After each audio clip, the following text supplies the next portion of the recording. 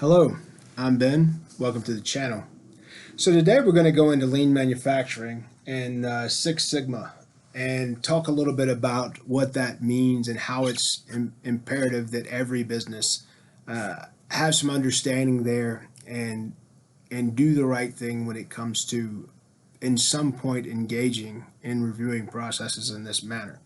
So there's got to be a value to get a process in place, and people need to understand what that value is. When it comes to lean manufacturing or Six Sigma, and people hear the word manufacturing, you can use this process in restaurants and stores to make sure that your process to customer is appropriate and that how you handle things is appropriate. But the biggest thing about it is lean is a lifestyle, meaning you have to constantly update and continuously improve the processes, because processes are going to degrade naturally. It's what happens.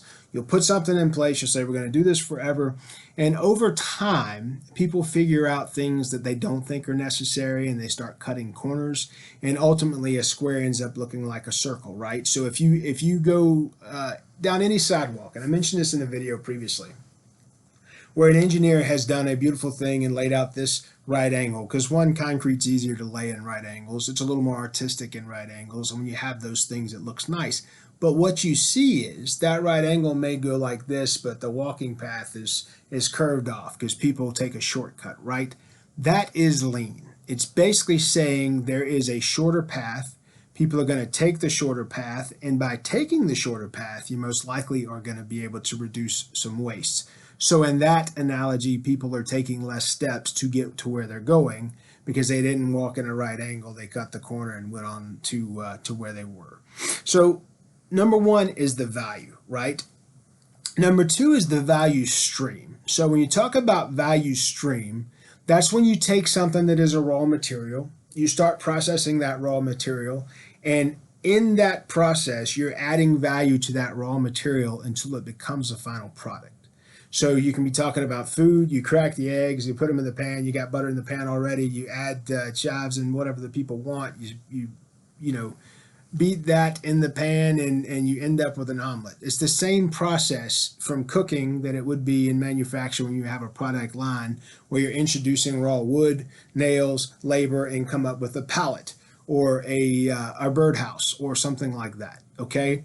So anything you're doing that comes up with a product you're selling to a customer, that is called a value stream.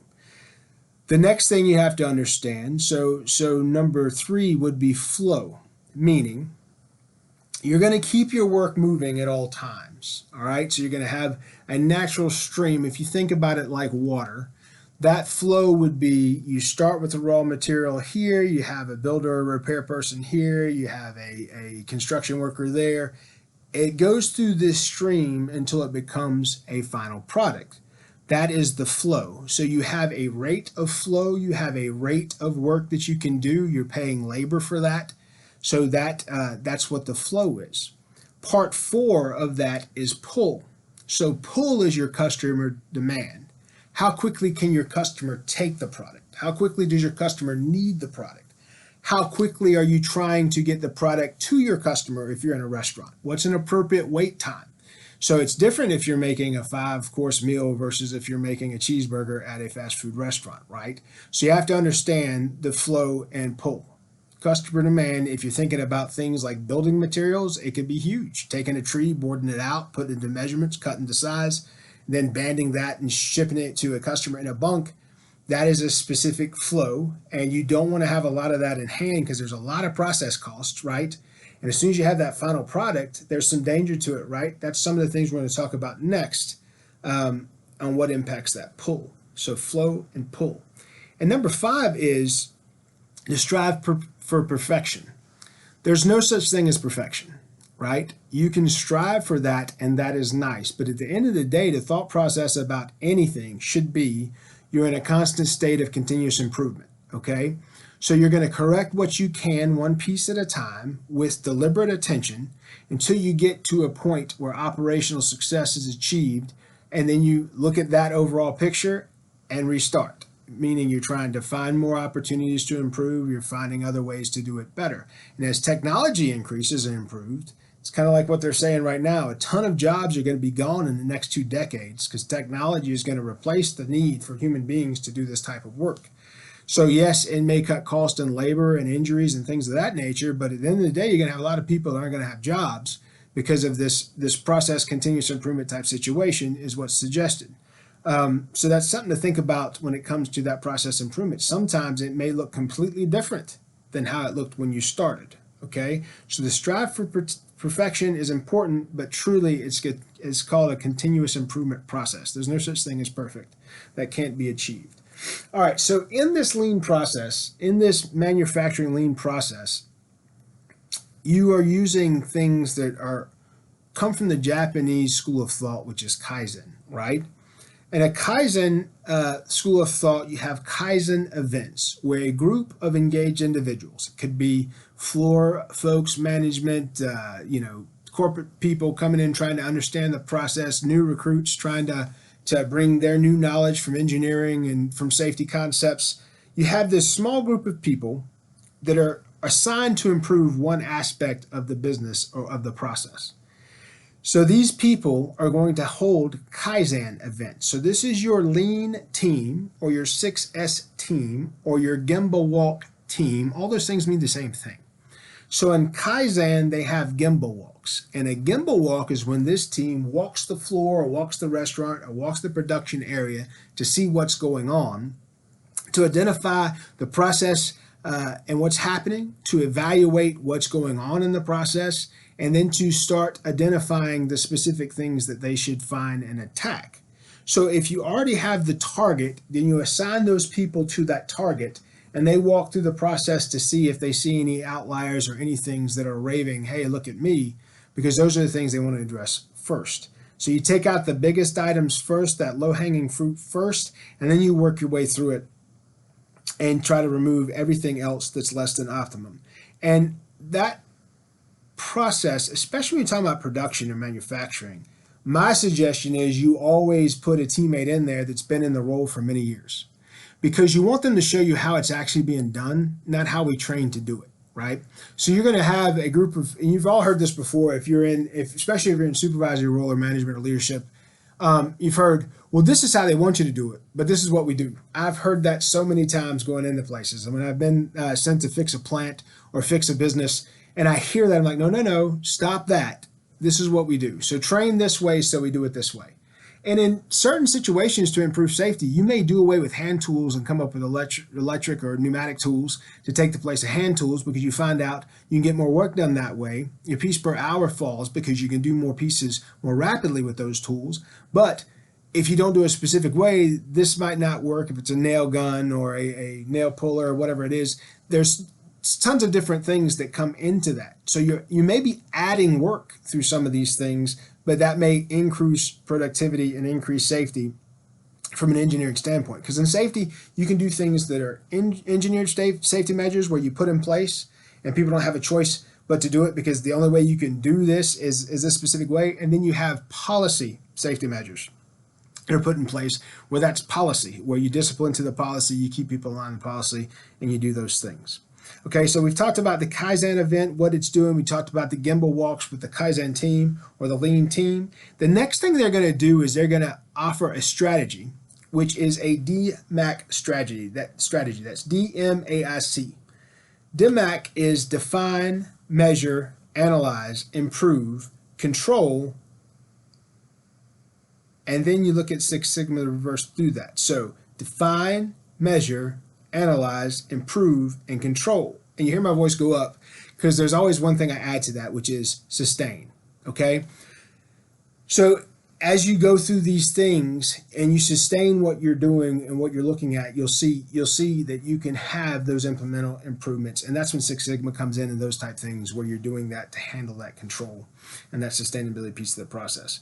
So define, you're going through the situation, you're defining what that measurement or what that target is. So before I get too deep down that, we'll come back to DMAC in just a bit. There are 8 targets that you're addressing or you're trying to attack, right? So in Japan, in the Japanese word muda is waste. M-U-D-A is waste. There are 8 types of waste, okay? Number 1 is waiting. Number 2 is overproduction. Number 3 is rework. Number 4 is motion. Number 5 is transportation. Number 6 is processing. Number 7 is inventory. And number 8 is intellect. Okay? Those are your 8 types of waste. Basically, if you overutilize or underutilize any of these items, that's what generates the situation for waste, or there's opportunities to cut that. So I'm going to say that again more slowly if you're taking notes. Waiting, overproduction, rework, motion, transportation, processing, inventory, and intellect. So you may say, well, how is intellect a waste? We'll get to that in just a bit. Okay, so any and every organization can use lean, right, to remove inappropriate practices or inappropriate processes, or to remove any non-value added steps. That's the best way to say it. You're trying to remove any non-value added steps, okay? So for example, if you have a processing plant and you have a production teammate that is producing, but they're producing at a rate where you have to have 2 quality control people to review the stuff after the fact, and then they kick back rejections, you've got several types of waste in that. You have waiting, because those people are waiting on that to get to them. You have rework, because they're kicking back quality issues because it wasn't done appropriately in the first place, which is additional motion, right? Which is additional processing. Which creates an inventory of stuff that's not finished goods, right? You see how these wastes can kind of stack up and add up on you? So the idea through lean process is to remove any non-value added step, okay? Lean helps cut lead times. It helps cut inventories. It slashes inventories because you don't have to have as much on hand. Just-in-time came from this, right? Just-in-time processing and asset recovery, that's where it came from. If you don't have a lean process, you can't do things just in time, because you don't know what you need. Lower cycle times, improve cash flow, and minimize downtime. Improves cash flow because you're not handling things multiple times and not creating a benefit, and then you're not paying for the labor to do all that, right? And then it creates a foolproof process. So think about the word foolproof, F-O-O-L, proof process. So what you're doing is you're moving the stupid from the process, okay, by cutting out those non-value added steps, because you're paying for each one of those non-value added steps. So that's the specific need. The roots of lean go back to the Industrial Revolution. Henry Ford and his automated lines, that was huge. He was the first person to put those lines in place. You can see how those things can tie into that and removing those value added steps. You have one guy who puts one bolt in one piece every single day. That's all he does. One bolt, one bolt, one bolt, one bolt, one bolt. It seems ridiculous, like it seems a redundant situation. Why can't he put 2 bolts? Well, you want him to put this bolt appropriately at the right angle perfectly each time. If he does that, nobody else has to worry about that bolt. That's the thought process around manufacturing production lines. And Henry Ford was the first one to get out there and make that happen. The Toyota production system is where this hit the stratosphere, right? When Toyota came on board, and think about it, manufacturing automobiles was done one at a time before Ford's lines. And so then when Toyota replicated that, they were a much smaller part of the industry. But once they replicated his production lines, they were the first to say, you know what? Ford obviously improved lines and upgraded lines. They did that with regularity. Everybody in manufacturing does. But Toyota wanted to come up with a process where this continuous improvement was just something they did. It was part of the daily ritual. It was part of the daily expectation and the daily routine. So Toyota production system came out of that. There are several great books on that. I may review one on the channel at some point, and it's extremely good reading if you want to learn on lean and on lean manufacturing specifically. So it is to create a better process where you're coming up for benchmarks with benchmarks. These items were the benchmarks for lean, right? And came up with a process, thought process, and how it worked. James Womack wrote a good book around that on lean manufacturing. I actually took some notes from my notes from that book in the previous piece that we went over. And Daniel Jones did a series in the 1990s. The series was called The Machine That Changed the World. It's talking about the manufacturing line. All this came from production, and you think about the cotton gin, think about Eli Whitney.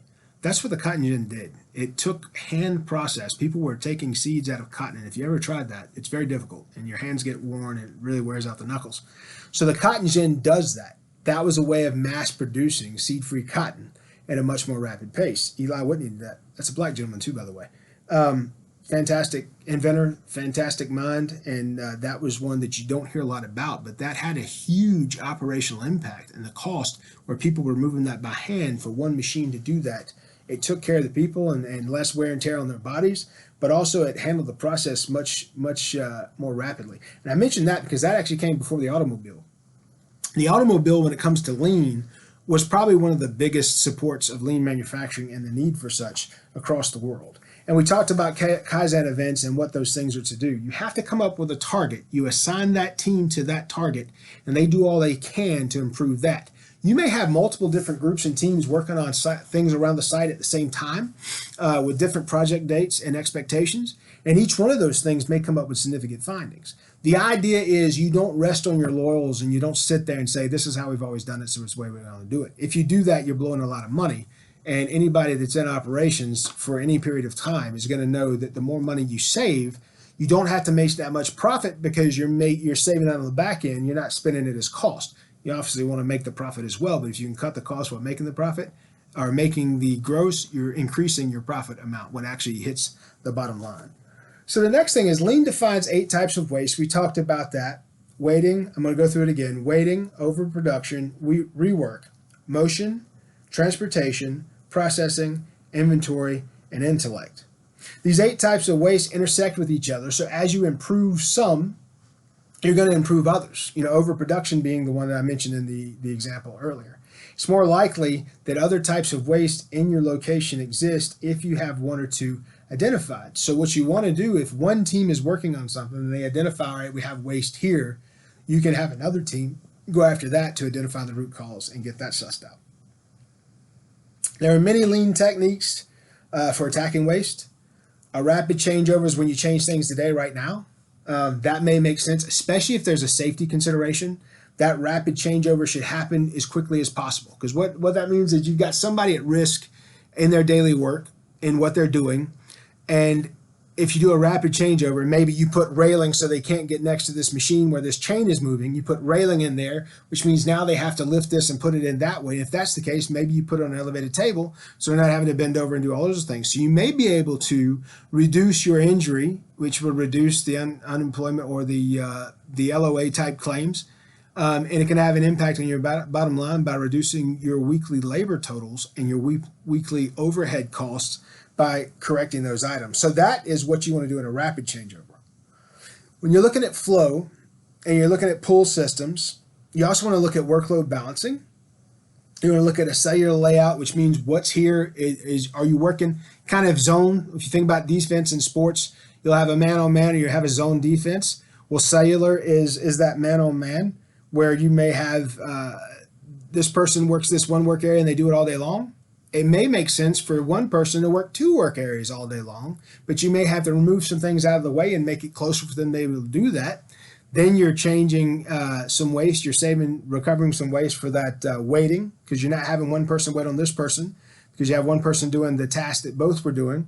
You're not going to have overproduction. So let's say this one person is doing all this all day long and this person can't keep up because their process is slower. Now you have overproduction happening here, where you're now having inventory, you're now having to have things set up. You've got motion happening that you don't need, where it could be this person producing both pieces in a manner that makes it a complete function. So you reduce 3 different types of waste. And you can see how very quickly that can add up and have great impact. The next piece is 5S, then mistake proofing, and the final piece of the process thought is standardized work. If you've not heard the term before, standardized work, look into that. That's number 1, okay? So when you have an operation, be it a kitchen or a plant or whatever it may be, think about franchise. You have the same work being done by different people in different places. So if you take best practices and you find things that create the least amount of waste with the least amount of risk, in the most efficient way, that should be your standardized process. So your standardized work comes out of that, okay? That could be step one of your continuous improvement situation. If you don't have standardized work in place, that's number one, okay? So let's say you got a guy building birdhouses. And some people build the roofs first, and some people build the floors first, and some people use these nails, and some people use these nails. But this nail is the best nail because it keeps it together and pieces don't fall apart before you ship them, or you don't get customer complaints for them. Then standardized work suggests that this is your proper nail. You get rid of the rest, okay? That's the thought process. And then you're having to maintain this type of inventory. You don't buy all this other inventory. So then you can target that and say, all right, where can we get this at the best cost, made of the best product? And there you've cut waste over 3 different areas just by coming with a standardized nail to use on your birdhouses, okay? Next thought process is, do you do the floor first and then the walls and then the roof, or what do you do next based on the customized options, etc.? That may be what determines how you build it. Do you build it top to bottom, bottom to top, or how do you do that? So that's what your standardized work does. It identifies by role the expectation of how you build things. Could be a cheeseburger, could be a birdhouse, could be a home, could be a mobile home, right? Could be a pallet, a door, a windowsill, you name it. It all has some series of work. There should be a standardized process, okay? Standardized work is the number one thing you want to start with. If you don't have a standardized work process, then that's number one before you get into these other lean thought processes.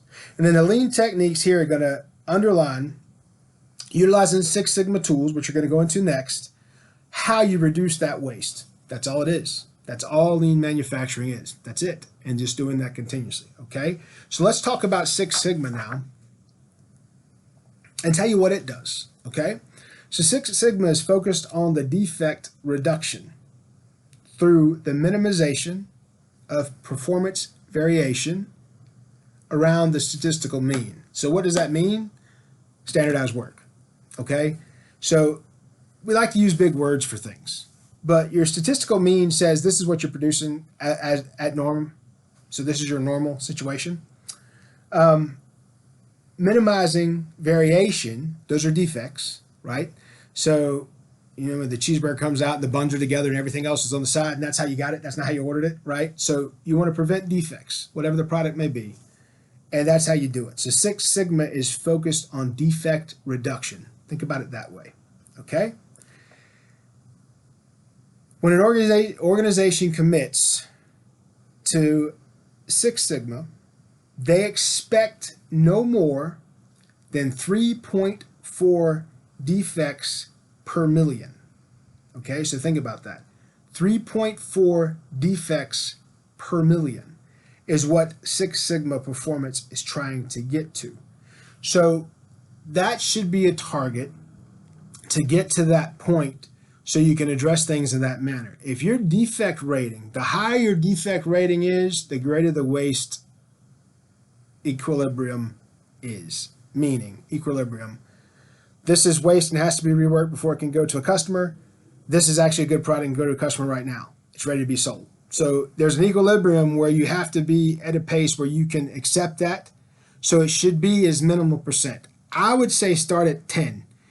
And if you're in fine manufacturing, that it should easily be less and you should get down to that 3.4 or whatever. But in that 10% per 100, if you're in manufacturing and you're not using automation and those type things, that may be a good place to start. But depending on the size and the variation of your company and what you do, that could suggest the rest. And guys, don't get overwhelmed with all the terminology. This is an introduction to Lean and to Six Sigma and to manufacturing process. Use what you can, toss the rest, right? And when it starts to make sense, then pick that up and build this program. Remember, continuous improvement, you may not be here yet, but you can be one day. That's the idea, is you continuously, consciously are paying attention for a certain period of time each week on improving processes to improve your overall situation. Most companies will not ever even get close to the Six Sigma process because of the things I just talked about, but that 3.4 defects per million is the goal that people should target if they're in that. And everyone should target it, frankly, because that's what you're trying to do, is get to the point where you reduce defects. And by doing that, you come up with standardized work and you're cutting waste. All that means you're spending less money to come up with the same product. The product's got better quality. It took you less labor to get there and less transportation to get it to the customer. Okay? process performance does tend to shift and drift over time. And then what we said was everything ultimately is going to degrade, so you're going to have to readdress anyway. That's why you want to maintain it with consistency, because if you're doing that, the degradation doesn't hurt you. You don't let things degrade to a point that it's getting in your way. So I won't jump into the defect numbers any more than that, but that's kind of the introduction to Six Sigma. That's the level that people are trying to get to. All right, so Lean Six Sigma enables you to simultaneously do business faster, right? Time reduction, and better, defect reduction. So you're saving time and you're not having the defects, which would create rework. So that's removing waste in both those accounts. And when you do business faster with better quality, you're more competitive. So that's the other piece. You may think, Ben, we've been doing it this way forever. Okay, well, let's say a new competitor just jumped into the game. All right, do you want to do it the same way you have forever, or do you want to be more competitive and give better quality at a faster pace to your customer so this new person out there can't come and take your business? All right, I'll use the pallet industry as an example. The pallet industry is an exceptional industry in the fact that everything we buy and sell comes to you at some point on a pallet, okay? You have big systems like CHEP and IFCO and IGPS and some of these big programs that have a pooled pallet system, and what that means is they lease it and the pallets go back to them. It's their property. That's why it says product of CHEP or product of IFCO or product of IGPS or product of PECO, PECO, right there on the side of the pallet or business unit. Some of them are containers. And then you have bought and sold. So white, those standard whitewood pallets, it's a 48 by 40. Okay, so 48 is the length, 40 is the width. They use that 48 by 40 footprint because of how many fit on an 18-wheeler trailer.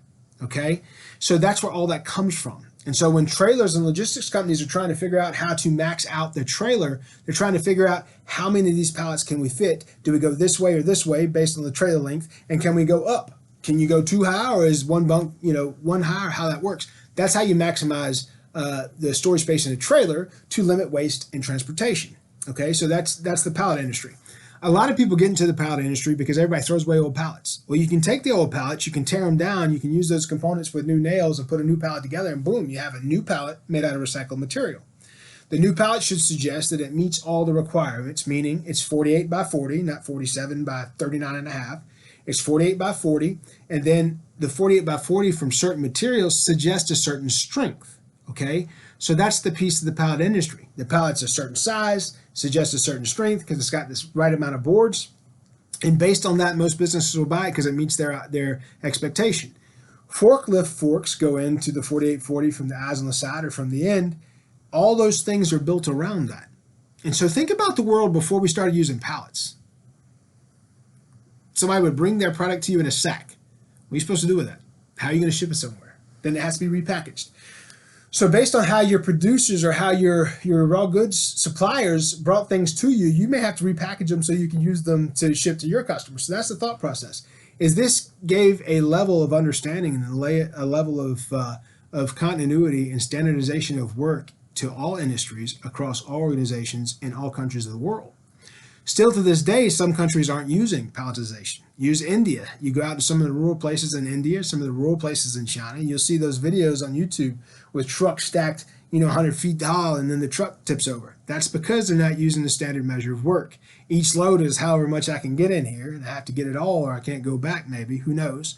And they're trying to limit the transportation cost, right? Because they're going to spend this much fuel to get all the load to where they're doing instead of doing it appropriately. And that's why you see the trucks explode and get crushed to do all those things. So the idea is you want to get to the point where you're doing it faster and doing it better so you can compete with competitors. Okay, so we didn't talk about competition before. Earlier in the video, the previous 30 minutes was all about why we're doing it to impact our own business, the self-inflection, why it's important to us. This next piece is around competition, right? So you get that DMAC principle to define, the measure, the analyze, the improve, control.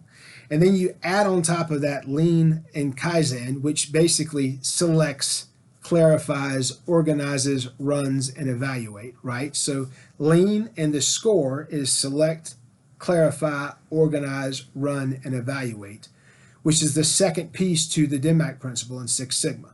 So Sigma is define, measure, analyze, improve, control. Lean Kaizen is select, clarify, organize, run, and evaluate, because you continuously go through that. Based on each evaluation, it gives you a new touch point and data to select. You clarify what you're trying to do, you organize the effort around that, you run the test, and you evaluate, and you do it again. Okay, so there's two different things, Six Sigma and Lean Kaizen. And the final analysis in Lean Six Sigma, that's when you come back to what we talked about in value creation, right? It's always improving the way you transform your inputs to outputs. That's it. Inputs to outputs. It's continuous improvement, always improving inputs to outputs. The roots of both Lean and Six Sigma can be traced back to scientific management, or the scientific method of management, whatever you want to call that. These two methods evolved by virtue of the drive towards productivity. And your productivity thought process is produce as much as you can with as little labor and as little cost, because that increases more profit from that gross return. Okay, so that's where those things come from. And you have to be competitive in this field to be the best in your business. Someone once told me, and it was a very good point. They said the best burger on earth is not the one you remember. You remember the one that's produced the most effectively. So think about your McDonald's, your Burger Kings, your Whataburgers, all those places. They may not have the best burger on the planet, but they can make 1,000 of them today. Okay, so that's a great way to see it. It's about productivity. It's not necessarily about being the best. Being the best is probably custom. Okay, so when you go and you try to get the best of something, you end up paying a customized price or an evaluate customized price. That's why. It's about productivity and production. You can use the Six Sigma DMAC, define, measure, analyze, improve, control, methodology to solve complex problems, or you can use the Kaizen event framework, which is SCORE, select, clarify, organize, run, and evaluate, framework for making important improvements. So safety standpoint, something like that, where you have a stand down, or you look at your injuries for the year and you see that you have a lot of injuries coming from this one spot. That's when you need to shut things down, stop, start, restart, address that, select, clarify what you're trying to improve, organize it, and run it, and try to evaluate what's coming out of it and see if you can improve that. Safety should always be number one concern for everything, okay? If you don't, it's inappropriate if you have a business and your primary thought is not, I want my people and my team and my customers to come in here and do what they need to do to solve their problem, which a teammate means you're trying to get them to come in, trade their labor for work, right? Trade their labor for money. And that money, they produce you a good product that you can sell to your customers, and that money allows them to go and live their lifestyle and take care of their families, right? So you have to be safe and keep them safe through that process. If that's not a primary concern, a lot of places use lip service and talk about safety as number one, and then you see they're hammering around production and everything else. Safety should be number one. Also, a tenured teammate is more productive than a new teammate. So a tenured teammate is going to produce a higher level of quality at a higher production rate, which is going to be a lower cost per piece for your company if you have tenured teammates. So that's why you need to keep them safe. You can be intrinsically motivated by wanting to take care of your people because it's the right thing to do. But then from a greed standpoint, it's better to do that because they're a tenured teammate. So at the end of the day, from a monetary standpoint, it makes more sense to take care of your team so they can in turn take care of you. So take care of them, allow them to take care of their family, keep them safe in doing so, treat them as an asset. People don't care how much you know until they know how much you care. Care for your team. Logistically, it makes sense, but from a reality standpoint, if you want to be a leader, right, you manage process and outcomes. You lead people. If you want to lead people, the most important component of leading anyone is you have to care about them. If you don't care about them, then you're not going to put the proper attention on them to make sure they're okay. And that's what it should come down to. If you want to build a career with people or build a career with a company or have people build a career with your company, they need to feel like they're evaluated and appreciated and supported. And I say evaluated because there may be things they need to learn. If you're not evaluating that individual, you can't determine how to educate, support, or train where they need to improve so they can improve what they earn for their family. So it's a relationship that needs to be symbiotic and need to be ever evolving, ever growing. Putting these processes in place will assist you in taking care of those people and keeping them safe. I'm a huge lean fan. When I was in manufacturing, my plants, multiple, were the safest in the country. I had one plant that safety record still stands today. It's the greatest safety record the company has ever had, and the company's been in business since World War II, a little before World War II actually. And my team's record still stands today, and it will stand forever. Over 1,800 days without a single injury incident. It was so impressive that the company kept sending people out to interview us and to see if we were hiding something, or because that's the other thing. When safety is a performance metric, some people lie and will try to hide injuries. We did not. We specifically talked about safety all day long. The team was engaged about it. If you did something unsafe on the floor, I didn't have to say anything to you. Our team was already going to correct that before I even got there. We lived it. I had teammates bring a teammate to me before and say, hey, he's not in his right mind today. Let's send him home before he hurts himself.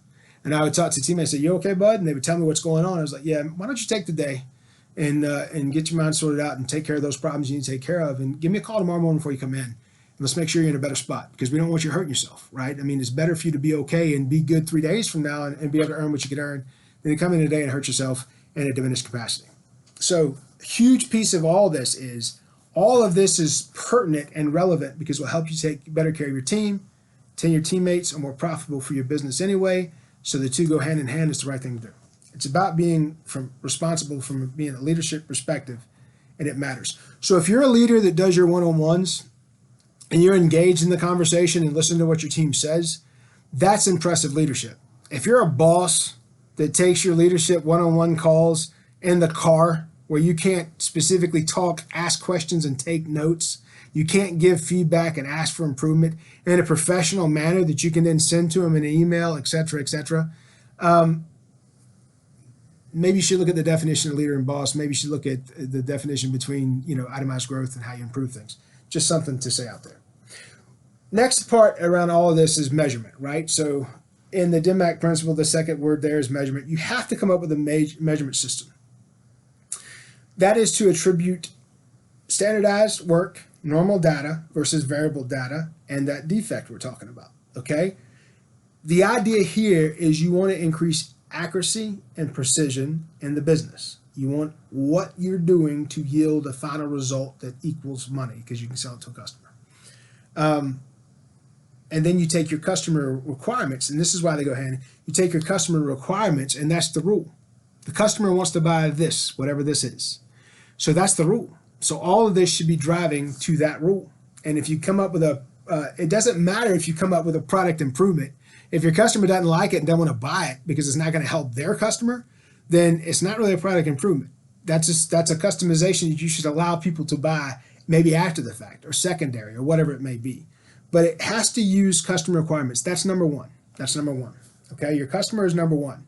We've talked in other videos about several companies that made idiots of themselves in the last 2 years when people couldn't figure out what they are, etc. As embarrassing that is in U.S. history, it won't be remembered for very long. Okay, just so you know, what one generation does, the next forgets. All that's been in videos before. This will be no different. So from a company standpoint, none of that noise should ever impact a company. And if you work for a company where that noise is what they're focusing on, I would say find a company that's actually professional and thinking about what is important, which is that customer. And I'll use Bud Light as an example. Think about how stupid that was and how much money it cost them. They forgot who their customer was for a moment. Right? And it cost them billions. So let's go back to it. You want to properly measure performance. You want to detail where you start. You want to have a detailed map of how your process works, because then you're going to follow that process and one, make sure it is your standardization at work. It is your standard work process. It is what you're doing. But then you go through and enlighten yourself and enlighten your team on how you can improve that process and lead people to those immediate improvements. Your key project metric is related to defects. So if you have one piece that produces more defects than any other piece, that's what you want to focus on first. Unless there's a safety item, safety comes first, but next is defect. If there's something that's producing defects, you want to target that first. You want to have a process map of what's going on there. You want to have your key metrics identified and how that's related to time. So you can say how many defects you have per day or per hour or per week or whatever it is. All of it's based, you want to keep it all the same though. So in the long run, you can see the improvements to your performance in the same quantities of measurement, right? So if you're doing defects per hour, or if you're doing defects per day, or if you're doing defects per week, you need to make that the standard unit of measurement. So you're talking about that where it makes sense numerically when you give the evaluation and the return. And then the next step from using that, you create that process map, because this is our standardization of work, so it creates this process map. Now you look and start to understand that value stream. And remember, the value stream, what we said before, is anything that adds value to your product that gets it to finished good status. You want to remove anything that's non-value add. You want to conduct these Kaizen events to make fast improvements, and then you want to put more rigor into focusing on the lean improvements after that. Kaizen is to make quick strides. Lean is to make bigger improvements that last over time. But both collect data that give you statistical analysis opportunities to show those improvements in whatever measurement you need, right? To drive performance from a metric standpoint, okay? To do a Lean Six Sigma project, you have to have a valid and reliable measurement. So that's what we're talking about earlier, about it being in a standardized measurement on the same system for a specific time period, right? You will need valid and reliable measurements, valid and reliable statistics on the same process improvement situation. You can't use something from this line to say this line, and we're going to assume it's the same, because it's not. If the data came from here, now you're improving this. The data came from there, then use it to improve that. You can't mix the two. You got to keep it specific to what you're working on. Any data you collect, it's either attribute, which is normal, or variable in nature. Okay, so either it's what you're expecting, it is an attribute of the process, or it's a variable in nature. The variable, that's suggesting the categories that are off, and that's what you want to focus on to see when you're looking at your scale. That's your variable. Okay. You want to treat your measurement system like anything else in your organization. You want to treat it like a process or a system, and you want to use that system through the DMAC principle we mentioned earlier. Okay. So treat everything like a system, like there's a process in place. Document the process. Have the process where it's on page written down so you can see how that process goes, and it will impact your body of work, okay? Focus on the processes with your projects and make sure you're maintaining that measurement system to affect those defects and also the constraints on time. So make sure you know the defect rate per piece, but also make sure you know the time that it took for that to happen, because you're going to impact both those things through your improvement process. Task time is important. Task time is important. For Lean Six Sigma formulas, you have to have that. It tells you how fast you have to be to meet your customer demand. So now it goes all the way back to what we started about in the beginning, talking about flow versus pull. This TACT, that's spelled T-A-K-T, this TACT time, you have to make this many at this rate to give the customer what they need so you can supply this many customers. Some companies can't take on more customers because what they build is so labor intensive. Use campers. Use truck bed campers, for example. For those that don't know what that is, if you drive a truck, you have a truck bed. There are companies that make campers that are customized and built to that bed of that truck. They're not mass produced. So let's say you drive an F-150 and the F-150 has a 6.5 foot bed. Well, this company could theoretically mass produce units to fit a 6.5 foot bed for a Ford F-150, but it's a much more customized process. So based on what their tack time is, they know they can't sell this many, or they're going to put customers out and have a waiting list, which most of those businesses are a customization type business. So people basically sign up as a waiting list. So there's a limitation to earnings based on customer expectation. Okay, so you getting into business can't say we're going to make 8,000 of these campers a month when you can only theoretically do 10 or 12. And then do you have 10 or 12 customers lined up each month that will buy them? Or is it specifically a specialized product that's so specialized demand might not say that they need it? So that's the important piece about pull, is pull is going to say we need this much this quickly. And that tact time is going to tell you how fast you can do that effectively without defects. Okay, so now this is how the lean process is working for you. It's identifying all those metrics, and now you know more about your business. Now your business makes sense numerically, and you know what you're doing with your time per minute, per hour, per day, per week for each cycle, right? And then you can tie that to payroll, and you know how much it costs, and now you're getting an idea what your overhead is for a piece. But here's the other thing, standardization of work. If you have somebody that's underperforming, so you know based on all this, well, maybe 100 units per person per day is what we expect. Well, this person is only producing 15 units. You want to be able to go to that person and correct them, use a disciplinary action, retrain, do whatever you need to do to get them to the 100 units. If they show you inside of 30 days or 60 days they're not inclined to do that, or they cannot do that, then you need to work on that bottom 10% out, right? Train up or train out, coach up or coach out. And that's how you cut waste, because basically you're in your way having this person at this table because they can't make the numbers when you can hire somebody else that could do it there, because that's the norm for everyone else. That's the idea. It's a standardization of work and a standard expectation. Excuse me. This video will be a long one today because of the subject matter. There's a lot here. This is an introduction, but if you look at these things and you look up these items, you should be able to be pretty fulfilled and have some knowledge here. And there's some references. I've mentioned James Womack's book. There's a book that's called Lean Six Sigma for Dummies. That's a great book that can be used as a reference to go through if you need that. But this video, if you're taking notes here, this is a great way to get into Lean and to have at least enough concepts that you can talk about it intelligently and know what it's made of, right? And then you also can do the Google searches and everything else. But let's go through the primary focus. The primary focus of Lean is reducing waste and improve flow, right? Reduce waste, improve flow, remove non-value added activities as much as possible and as soon as possible. Okay, so that's the key point of the whole thing, is to reduce waste, to improve flow, talked about flow earlier, and remove non-value added activities as much as possible and as soon as possible. And so you're going to talk about those leans, those kaizens based on the urgency, and do it that way. Smoothing flow through any process requires a balance of equipment, a balance of materials, and a balance in resources that either step in or are pulled out to improve the tack time for your customer. So what can we remove that increases how many of these units we can get to the customer in a quick, effective, efficient manner? Quick changeovers reduce the need for large batches and improve responsiveness to customer needs. Quick changeover, you may think, what does that mean?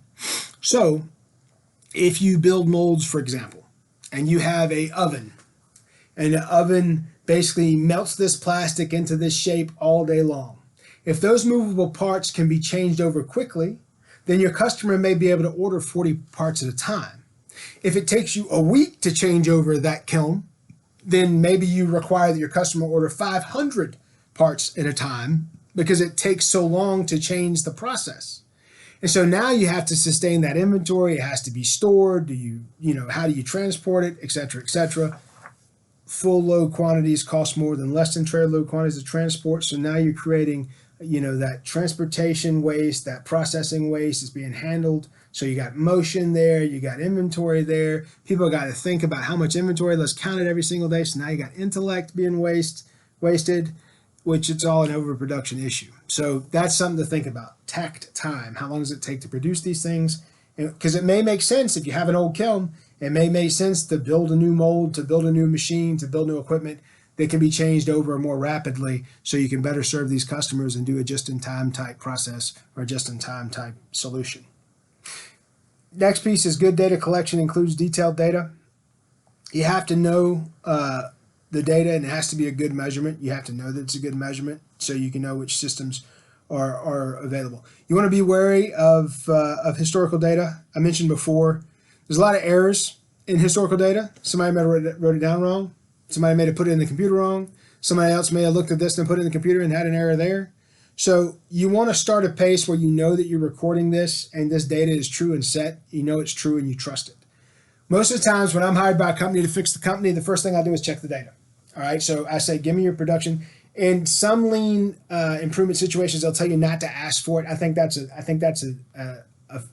miss. I think the opportunity to identify something very quickly is missed if you don't get that. I get the previous data, but I put it on the desk, and then I go out and work the floor myself and watch, and I get a stopwatch and a clicker, and here's the clicker, just one of these. I'll get a clicker and a stopwatch, and for every unit that comes off a line, I'll click that, and I can do that for 10 minutes, and I know how many units are produced in a 10-minute period of time. I'll go out after lunch, I'll do it again. I'll go out, start a second shift, I'll do it again. I'll go out, second shift lunch, I'll do it again. And by doing that, you have several data points in one single day that you know to be true and accurate based on that day. So tomorrow you'll go and look again. If you do the same thing tomorrow and you do that every day for that week, now you have an accurate setting for the entire time of the week, and you know how it varies throughout the day. And over time, the suggestion is that should be nominalized. That should be a normal situation, unless there's some huge outlier. And if that's the case, you know that, and you don't waste your time documenting that situation. But the point is, you want to look at historical data. Once you do that and you gather your own data, now you take a look at historical data and you compare the two and see if they're relevant. And if they do look like they're a match, now you can trust the historical data a little more and say, hey, this actually is in line with what I'm seeing. If it's way off, then you shuck the historical data because you got somebody lying because they get paid a certain way and they've been saying that they're producing this much, but they're not. So you're showing somewhere that you've got loss because you're paying for productions you're not getting, right? So there's tons of things that come up from that. And that's one of the most common things is either you have a loss problem or you have an overproduction claim because it's theft. If you're paying people by piece and they claim they're producing this, but then you can't go get it and put it in a truck to send it to a customer, it's not there. That means that you're paying, it's theft. They're saying they're producing more than what they are. And so you have to check those things. You have to check those inventories. Inspect what you expect. If you're not looking at it, then you're not going to catch it. And the longer you don't look at it, the longer that loss. So if you walk your floor once a month or twice a month and you don't count inventory on your own, but once a month, then everything else is loose, right? I count inventory daily. I check process daily. I do all that daily. End of the day, I put that in. I should be able to know what's come out of my inventory because I saw what I shipped yesterday. So I produced this yesterday. I shipped this yesterday. I have a number that should be this based on what's in my inventory, and boom, either it's there or it's not. And it protects you from missing that for days and days and have risk and loss and theft in production, etc., whatever that may be for your business. And alpha risk is risk of falsely declaring those influences. That's what I was just talking about, theft or loss. That's an alpha risk, which means it's major. It's going to impact your bottom line. It's going to impact you in a way that you were not expecting and you can't accurately predict. A beta risk is not ascribing responsibility to signify what that is, right? So alpha risk is the primary because that's a big risk and it's going to impact your bottom line. So then you go through graphical and statistical analysis methods. That will be pretty much whatever your preference is, okay? I don't care if it's in a pie chart or a bar chart, as long as the information is there and it's accurate, it's been vetted. And once I take my tests, I can see that there's a similarity between the two, or I can see there's a big gap where there's a huge opportunity between the two. You cannot investigate all of the misses. You need to prioritize your investigations to what is most likely the case and where you can have the greatest impact in the most rapid manner. And each time you complete a lean project or a lean manufacturing Six Sigma project, the next time there will be a new one that's top of the list. So you always want to investigate the one that's priority. And if you identify something else, write it down so next time you can come back to it. You can hit that lower priority next, and you want to keep working through them until ultimately you got them all done, and then you start the process again. And through continuous improvement, you will identify the next one as you're working your way through something. Make sure you're updating the cause and effect matrix. Make sure you know what that is and have the process documented in your knowledge of the process. So put your notes in there and put all of that in case something happens to you. If you do all this work and you're abducted by aliens, right, or you get in a car wreck, or you do something else like that, you want your team to be able to continue to carry out all the great work that you've done. So document this stuff so someone that's not been helping you can come and pick it up and with reasonable expectations, look at that and try to have an impact where you are already working. The pitfalls in correlation analysis could prevent some, you don't want to have pitfalls because you want to make sure you design the experiments in a method that's an actual relevance to your kit and to what you do, okay? So don't have things that are not correlated to what you're trying to improve. Use logic. It should make sense. It should make sense. Simulation techniques can provide insights and and when physical trials are prohibited. So I would say it's always best to be able to do a physical trial. Simulations are great, but they don't take into consideration the real world. So I don't like simulations. It's suggested that it's a proper use, but I like a real trial. And plus, if you're doing a physical trial, ultimately you're going to see how we do it. It goes back to that engineering thought processes versus the real world. If you're watching something in a real trial, you can get what people are doing. And then you look at your statistical tools. Remember y equals fx equations. Those simulations can be developed from that y equals fx.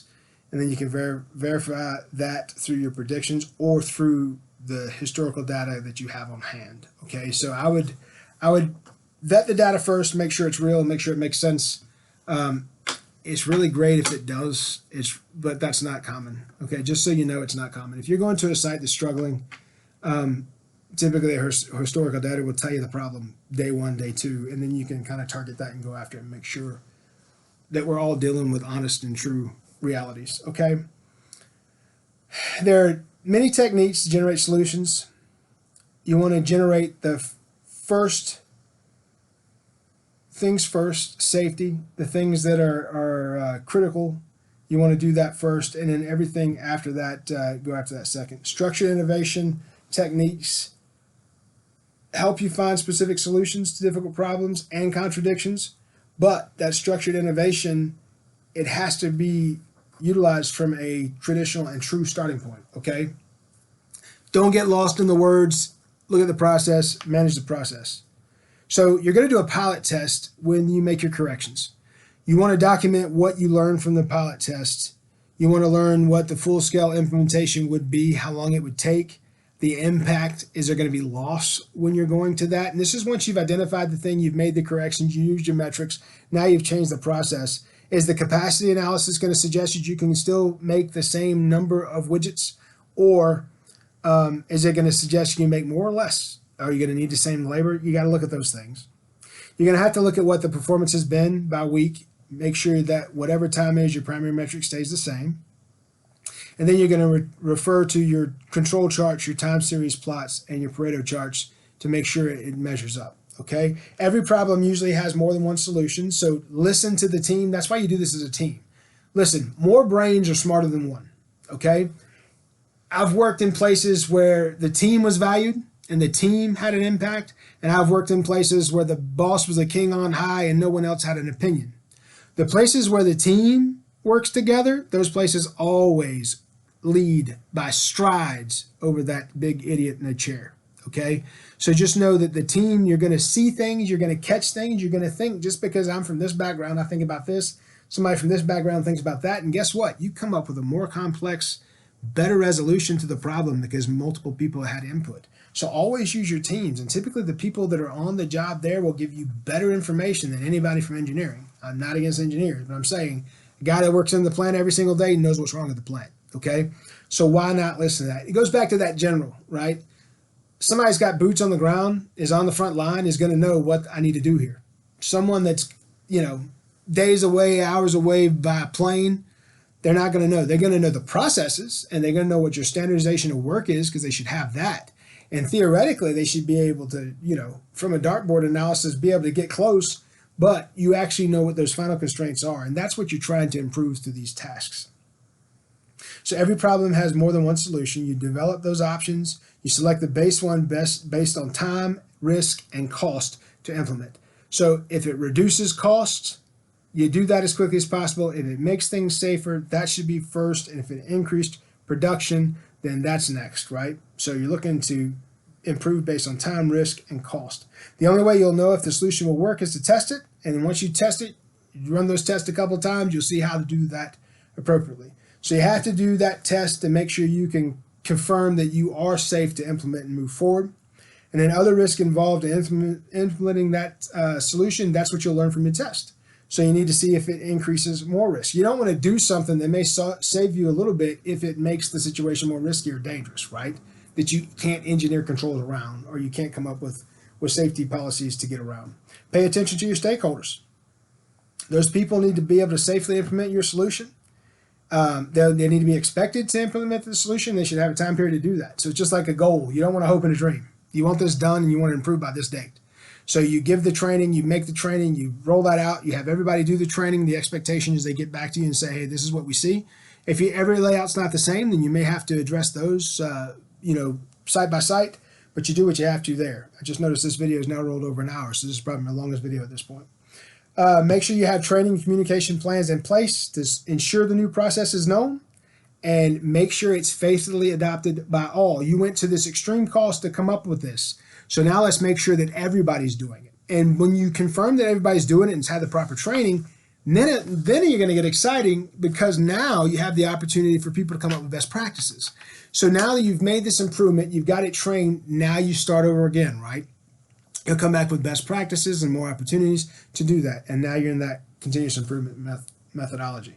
So process will naturally decay. We said that earlier. The purpose of the control phase is to prevent that from occurring. So you want to make specifically that you have enough on hand to do what you need to do. You don't need some outlier to impact your test or impact your result. You want it to be as normal, right? Ceteris paribus, as normal. This is how we operate. So this should be able to improve how we operate. And you want to find as many mistake-proofing solutions as you can. Every mistake you can remove, or every opportunity for someone to make a mistake, you want to remove, right? Set your people up for success. Remove the possibilities of mistakes, remove the possibility of injuries, remove that possibility of waste, which is waiting, overproduction, rework, motion, transportation, processing, inventory, and intellect, right? Make sure you've got people doing the right thing in the right way, and that's going to cut costs the most effective way you can. You need to know how you have control charts. You need to know how to use those tools. You need to know how to use the formulas around those control charts. There's plenty of information around formulas and metrics online. But as a business, you already have some. Cost per unit, unit per hour of production. Those are the two basics that lead into all of this. Plot that data so you can see it. And if you see big variances, attack that opportunity first. You can attack a single time period, and it can have a huge impact on your day. Startups and shutdowns are two huge opportunities most places that I go. The first product's not produced until 7:45, but people clock in at 7. Why? So you got to find out that there could be a tattletale where the startup, or after lunch, the hour after lunch, people don't come back on time like they should. So you should see, based on those control charts, if you're plotting the data, that will jump out to you right away. So before you start your lean project, you can say, all right, spend the next 2 weeks button up, start, and stops. You want to make sure people are here on time. We want to get started by 10 minutes after. Have the safety strikes, have the safety talk. It may mean that people need to come in 10 minutes before than they do normally.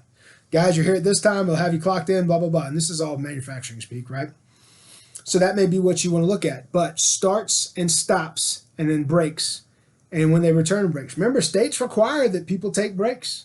States require that you take lunch breaks. Some states require on an 8-hour shift, a lunch break and 2 15-minute breaks all clocked out, right?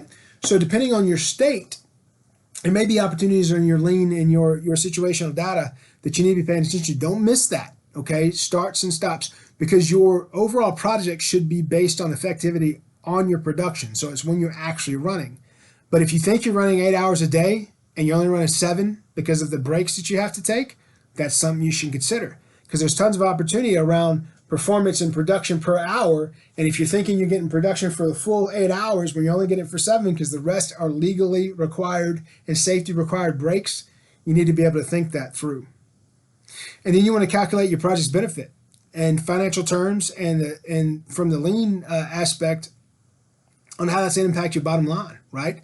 You want to be able to present those financial benefits. The more financially beneficial something is, and then safety. If it's 2 steps safety, you do it. But financially, if it's an overhaul, like an engineering overhaul or a footprint overhaul, that could be significant cost. That could be millions. It could be tens of millions. It could be hundreds of millions, okay? So you want to be able to show what that project benefit is. You want to create a storyboard and a final report. Those 2 documents should be similar. Those big drops and those dots and that plotted information should work with what you're saying. That final report, you don't want that to be 75 pages long, okay? 12 pages is probably plenty. You have those 2 going hand in hand. Have those visual aids smack people when they see it. Wow, we need to do this now. And then have that report tell the specifics. It should be like a resume, this report. It should have these key talking points, and then if people want to talk to you about it, they can call you and say, hey, tell me about blah, blah, blah. And then you have specific key points that you can give your notes on, but have your report be concise and show the truth. Don't hedge things. It is what it is. You will do some projects that do not suggest a change. It is what it is. Okay? So in that project, they show you what you should do next. Is what it is. That's the greatest thing about lean and in this manufacturing process. You're trying to improve over what you're doing and cut the cost to improve what's going to your customer. So as you're looking at those DMAC principles, as you're looking at those principles and you're cutting that waste, that's what you're going to focus on. Then plan and execute the transition, process that, replicate it. And the last piece is to go back and sustain it. What good does it do to go to all this cost if you don't require that people sustain it? So when you're going back for the sustainability inspections, inspect what you expect. That's when you come up with the next expectations, the next project. Okay, and it's a continuous process. It never stops. You have to take the time to recognize the contributors, celebrate their success and what they contributed around, during the project and at project completion. Because it may be that one of these contributors, they may have been a production worker at a plant over here, but they may have been so engaged and so good in this project, they may need now be on the assessment team. They may need to go to all the other sites and make sure they're assessing the other sites just like they just assessed theirs, to give you those processes. And I've promoted people dozens of times because of how they worked in a project and how effective they were. And then when I took them to other sites and replicated that effort elsewhere, they had the same impact elsewhere. And those people are now, far, far further up in the company than what they would have been had they never met me in that role with that expectation. All businesses, products, and services flow through a life cycle, which we call flow, entailing innovation, design, operations, and support. Okay, so this is going to have an impact on everything. All businesses, products, and services flow through a life cycle, entailing innovation, design, operations, and support. For Lean Six Sigma to be effective on an organizational scale, you have to align your projects with your strategies. Okay, if you got a strategy that's trying to go from manpower to automation, it doesn't make a whole lot of sense to spend a whole lot of time on how to get more effective manpower. You're trying to go to automation, so you need to figure out why the automation is better. Injuries, etc., reduction in workforce headcount reduction. It suggests a huge labor cost improvement, etc. So make sure it's aligned and effective on an organizational scale with the strategy in there. And then you build an infrastructure around supporting the widespread change, which means you probably want a change manager. You probably want a lead of change management. You probably want a regional change manager. So what I would do in that position as a transitional manager, which was in the past, is I used directors, regional directors, and I expected them. They came to me, we did a training, I showed them what I was doing, I showed them what I saw, we did the projects, we rolled those projects out, we did the training, we sustained, we had them verify and annotate that, yes, so we did do this, we did do the training, we did roll this out, and they sign off on that. So now when I come to your place and you've told me it's done, you and your plant manager tell me it's done, and I get there and it's not been done, now I've got a director and a plant manager that are in hot water, because this was going to protect customers, this was going to make it safer, this was going to lower our cost per product or per piece. That's how you need to think about that. And if you're in a small business, then you hold yourself accountable. Did I do the training appropriately? Why is this not working the way it should? Why are we not seeing the improvements in the cost limitations? Why is it not better?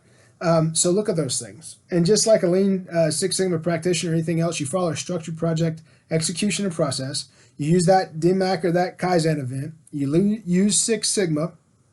You have a leader of some sort that follows that deployment and that process. So you assess, plan, enable, execute, and sustain.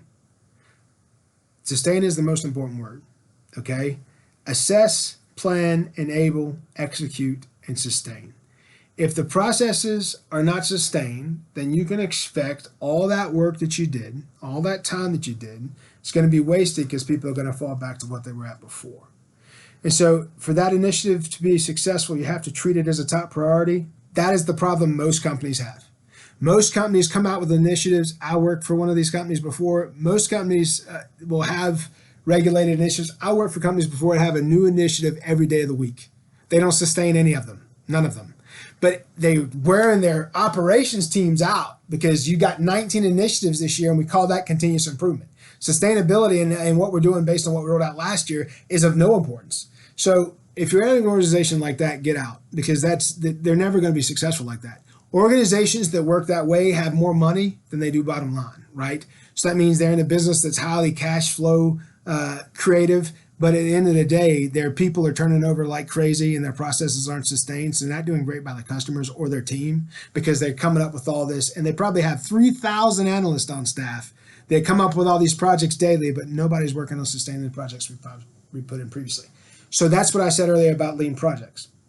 You do the project, you sustain. In that, you're going to see other things come through it. And so now you have a natural idea of projects. You have a natural flow of how you handle and what you handle next. And that's why. And that's why you do that, because then sustaining this one thing should actually sustain the benefit you get from all the rest, because it's naturally working on the flow of the business. All these extra projects for project's sake is ridiculous. And the number of analysts that companies hire to come up with new projects. There was a gentleman one time, I went to a location and fixed it. Okay, they sent 40 some odd leaders there before me. They couldn't do a thing. What I did and what I put in place with the team there, the leadership team did a great job there. Safety team did a great job there when I was there. Within a month, we were saving that location $400,000 a month. $400,000 a month in transportation, rework, motion, and processing costs, because we stopped what we were doing. We started processing things and doing it right. So every unit that came off the line was a sellable unit versus reworking all this stuff. I took it from 3 shifts to 1 shift, built it back to 2 shifts. And then when we added the third shift, again, they were all productive shifts doing what they should within the mean. They were hitting the productive actions per teammate, per hour across all 3 shifts. Now we didn't have to have people transferring product through transportation from all over the place, because this place in the Midwest now could carry their weight. I was the only one that had that success, because I went in and used the team that was there to do the things this way, and I showed them why. When you're slinging trash all day, you have to take the cost to now you've paid somebody to sling that trash, as opposed to just shutting it down. You shut it down, you correct it. You say, I don't care if you produce 10 per hour. Give me 10 good ones that I can sell. And it's rare when you get into a situation that's that bad. Most places, they know what they're doing to a point. But that was the worst I'd ever seen. By the end of the day, though, in 90 days, it was where it should be. Sustained that for 10 months when I moved on from that project to something else. And that was the piece that I knew, all right, they've got it. They're going to be good, because they were able to sustain that. So that's how the thought process should work. And it should be required for people to pull themselves up to that. Okay? So the next piece I'd say is, and we're going along, I'll try to finish this, probably an hour and a half video. I got about 3 more components I'm going to go through. Determining your platforms for change. Use these to convince others on why they need Six Sigma or Lean Six Sigma. Show the opportunities. Show those big points where you see that there's variances in production. You want to know for certain who's the Lean Six Sigma initiative for the site or for the location. You want to assign one. If it's not assigned, you want to know who's against it. We've always done it this way. We're always going to do it this way. That person needs to be removed. And if they're a plant manager or something like that, they're a problem, because some of the stuff that comes from Lean Six Sigma is safety improvements. And if they're not wanting to improve their team more than anything else, they're in the wrong job anyway. Make sure your Lean Six Sigma initiative is well aligned with your organizational strategy. We said that. If you're going from a man-made to you want to be in the right thing. So make sure the project makes sense to be aligned, and make sure you have access to those strategies. Make sure that you're not on a level where people aren't sharing with you. They should be sharing with you, and you should be a dynamic part of that leadership team if you're doing these things. If you own the business yourself, you are that person, okay? If you're a business owner, get it together. You are that person. This is your responsibility. You should be doing it every day. You owe it to yourself from a cost control perspective. You owe it to your teammates from a safety perspective, and you owe it to your customers from a quality perspective. So safety, quality, production. That's how it should roll. Those are the 3 primary results for any business: safety, quality, production. So get it together. As a business owner, it's your job. And I say that because I'm a business owner and I love it. It's the part of the business I love the most. Make sure that that niche is well aligned and you're sustaining what you see from it. Use your knowledge of your customers, their needs. So remember, the customer target, what the customer wants, that's what matters. In the project line, that's what matters most. If that's not your target, what are you aiming at, right? So make sure you know what that need is and what that picture looks like, and make sure everybody on the team understands. You may want to review that first off. Say, this is what our customer wants. This is it. This is what it looks like. Let's get into the details. So people know exactly what that is and say, this is why they like it. We've offered this and this and before they didn't like it. So they don't want it because of And you go through that in the very beginning, have an understanding of this is what we're trying to get to. Now let's cut the waste to get us there. Okay. So use their needs to identify those opportunities. And here's my suggestion. If you've got a customer that's a long-term customer and they're a large value customer, meaning they buy 60% or better of your product, have them participate in the project. Have them come and tell you, I don't need that. We don't like this. Don't do that. Have them participate, because you may have an end result that not only makes your place safer, a better expectation around quality, and you're producing more. You may have something that's just removed steps that you were taking just because the customer doesn't require it. So have a customer participate at some point in that as a council member, not as part of the project team, but just as a Reverb council member. Say, this is what we're finding as you're working your way through the project. Okay? They can be a stakeholder. You can identify them as a stakeholder as your project, because all projects should have stakeholders. Assess how ready your people are for the change. Equip them to make that change. Make sure you have that understood. Have the communication around the expectation. Say that regularly. Say it regularly. Guys, this is what we're going to do. This is why. This is where we're going to start. This is the training. It should be completed by this date. Once we do that, this is what we're doing elsewhere. You'll notice some changes on the floor. You can go through all that. And then the output of your assessment activity should be prioritized in that lean strategy, because that's why you're doing what you're doing. Okay? The enable phase is next. That's when you take everything out. The deployment of that project is going to be going out. Everyone should be bought in. They should have the training. The knowledge transfer should be complete. The curriculum should be well done. It should have integrity. The course content on what people should be doing should be clear. You should allow people to have questions and come back to you. All those people should be trained and be proper trained practitioners. You're going to make sure that you tailor that curriculum to fit their understanding and their needs. Explain what's going on. Make sure no other initiatives, because your lean process, that may be one set of initiatives. Make sure no other initiatives are counterintuitive or against what you're trying to do. Be aware of others and what they're doing. Allow them to tap into the plan, either to give you feedback or to show what would suggestfully make your plan that much more successful. Train champions, train practitioners, inspect often. The more prepared your champions are, the more successful you'll be, because you can't be everywhere at one time. So make sure you train those champions and make sure they're valid. They're doing the things they should be doing. Sometimes, especially in big organizations, people identify a champion at a site, and you'll see that champion hasn't completed the trainings. They basically just put it on somebody, right? Because these people are too busy, so let's put it on this person. That person may have no interest, have no want or need to even participate. So make sure that you're getting in touch with those champions, those practitioners. Have a conversation with them. So if you're a project manager, let's say you got 60 sites, call 7 or 8 people a week. Make sure they're engaged. Make sure they understand. Make sure they've done their training. Ask questions. Ask them questions. Let them ask you questions, so you can understand their understanding of the whole situation and why we're doing it in the first place. And see if they can give you any feedback. They may have seen, if they're really engaged, they may have feedback from what they've already seen based on what they're trying to put in place. Okay? Okay, that's what you want to do. So leaders for Six Sigma will be deployment champions, a project champion, functional champions for HR, IT, finance, training, and project management. So let's go through that again. You're going to have basically a deployment champion, which typically is a VP, a project champion, which may be a director or something, a functional champion, which may be a group or one general manager in each region, or a facility administrator for each region, depending on how your business does the levels.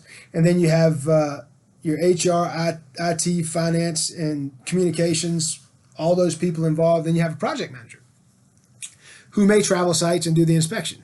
I've worked in those, each one of those roles I just mentioned. I've worked in each one of those roles for a project, and those people all have key parts of the project, especially around engagement and how it's received, and then how it's sustained. Okay, sustaining it is the most important piece, and the training around the top end is what makes it safe, so people understand why we're doing it and get them bought in. And then when it comes to Lean and Six Sigma, you have a couple different levels. Okay, you have a master black belt, a black belt, a green belt, a Kaizen event facilitator, a yellow belt, a team belt, an activated team member, or a white belt. Okay, those are the levels that are known. A lot of companies like you have a yellow or green belt when you work in these capacities. Master, black belt, and black belt. Honestly, at one point there was a black belt, and then they came up with a master black belt. I don't know what that's all about, but at the end of the day, somebody should be sustaining it somewhere. Okay, and that's how you roll that out. And the key to successful execution is having a good plan, having everyone lined up to make it happen. Okay, have a good plan, have everyone lined up to make it happen. Review, review, review. Each step in the progress, review it. Inspect what you expect. Check the data yourself if you need to.